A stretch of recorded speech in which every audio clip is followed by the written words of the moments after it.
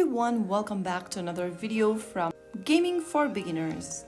Today in this episode we will be learning how to update to the latest version of Racing Kingdom application on your smartphone.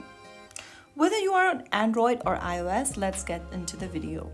First of all, if you're using Android, open up Google Play Store. If you're using iPhone, open up your App Store and in the search box type in Racing Kingdom. Once you search for the application, look for this app over here from Super Gears, and if there is an update button available, tap on update immediately to download the latest version of the game. If you don't see the update button but see the open button, then it means that you are currently running the latest version itself. There's no need to be updating.